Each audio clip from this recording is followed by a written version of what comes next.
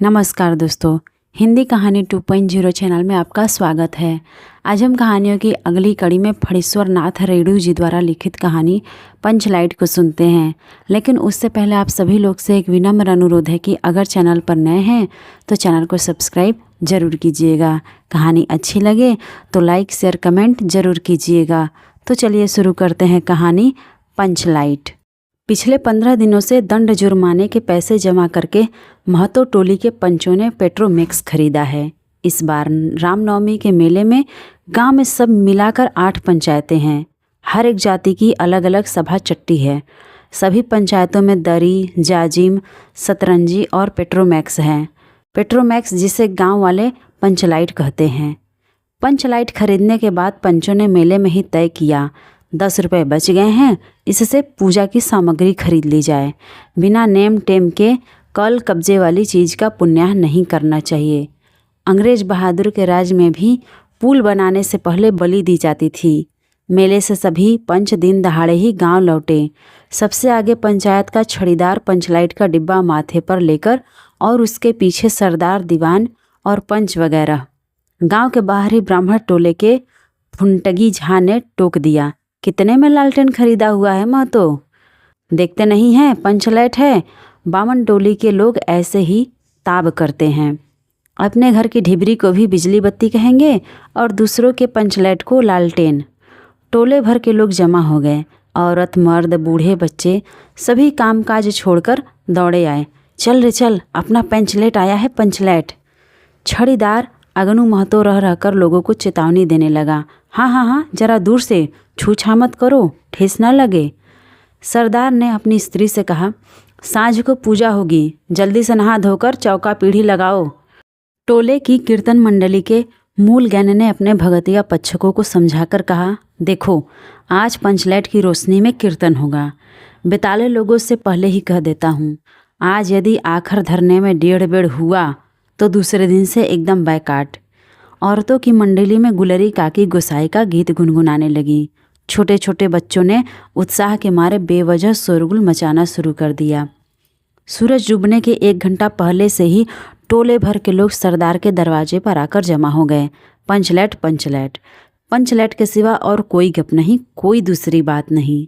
सरदार ने गुड़गुड़ी पीते हुए कहा।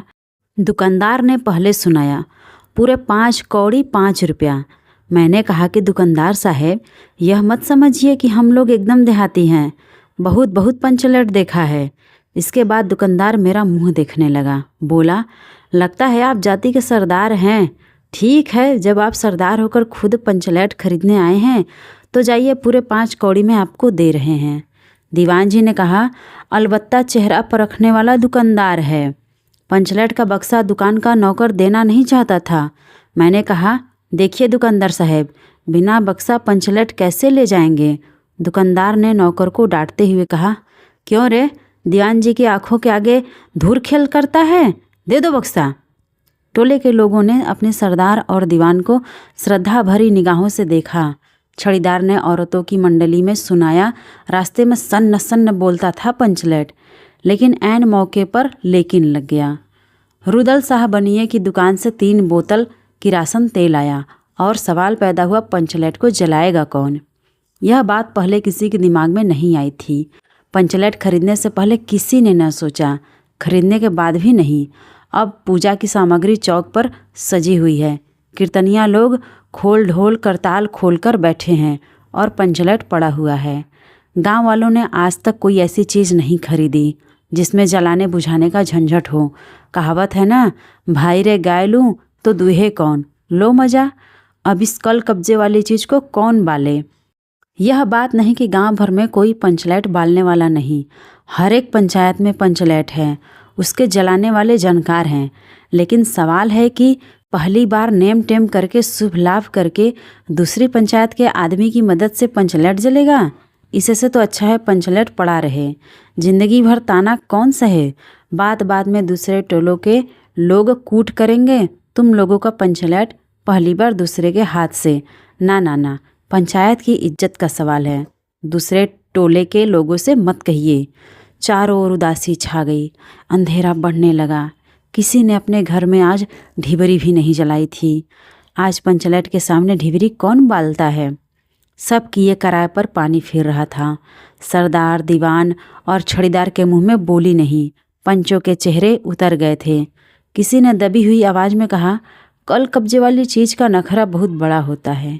एक नौजवान ने आकर सूचना दी, राजपूत टोली के लोग हंसते हंसते पागल हो रहे हैं। कहते हैं कान पकड़कर पंचलैट के सामने 5 बार उठो बैठो, तुरंत जलने लगेगा। पंचों ने सुनकर मन ही मन कहा, भगवान ने हंसने का मौका दिया है, हंसेंगे नहीं। एक बूढ़े ने आकर खबर दी, रुदल शाह बनिया भारी बतंगड़ आदमी है, कह रहा है पंचलैट का पंपू जरा होशियारी से देना। गुलेरी काकी की बेटी मुनरी के मुंह में बार बार एक बात आकर मन में लौट जाती है। वह कैसे बोले।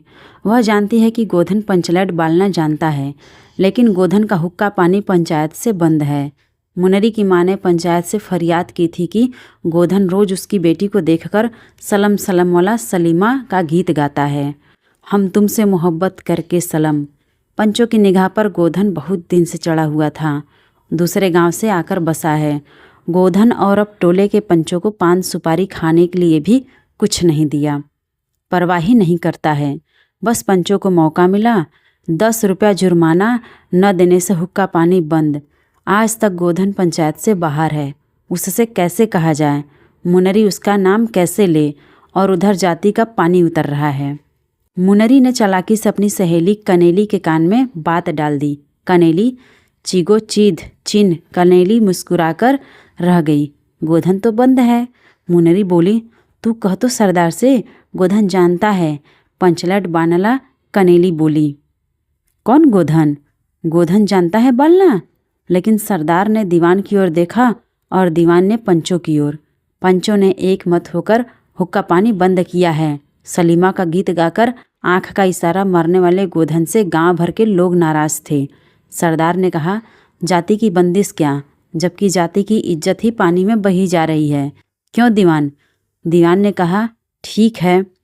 पंचों ने भी एक स्वर में कहा, ठीक है, गोधन को खोल दिया जाए। सरदार ने छड़ीदार को भेजा। छड़ीदार वापस आकर बोला, गोधन आने को राजी नहीं हो रहा है। कहता है पंचों की क्या प्रतीत है, कोई कल कब्जा बिगड़ गया तो मुझे दंड जुर्माना भरना पड़ेगा। छड़ीदार ने रोनी सूरत बनाकर कहा, किसी तरह गोधन को राजी करवाइए, नहीं तो कल से गांव में मुंह दिखाना मुश्किल हो जाएगा। गुलरी काकी बोली, जरा मैं देखूं कह के। गुलरी काकी उठकर गोधन के झोपड़े की ओर गई और गोधन को मना लाई। सभी के चेहरे पर नई आशा की रोशनी चमकी। गोधन चुपचाप पंचलैट में तेल भरने लगा। सरदार की स्त्री ने पूजा की सामग्री के पास चक्कर काटती हुई बिल्ली को भगाया। कीर्तन मंडली का मूलगैन मूर्छल के बालों को संवारने लगा। गोधन ने पूछा, इसकी स्पिरिट कहाँ है? बिना स्पिरिट के कैसे जलेगा? लो मजा। अब यह दूसरा बखेड़ा खड़ा हुआ। सभी ने मन ही मन सरदार, दीवान और पंचों की बुद्धि पर अविश्वास प्रकट किया। बिन बूझे समझे काम करते हैं ये लोग। उपस्थित जनसमूह में फिर मायूसी छा गई। लेकिन गोधन बड़ा होशियार लड़का है, बिना स्पिरिट के ही पंचलैट जलाएगा। थोड़ा गरी का तेल ला दो। मुनरी दौड़ कर गई और एक मलसी गरी का तेल ले आई।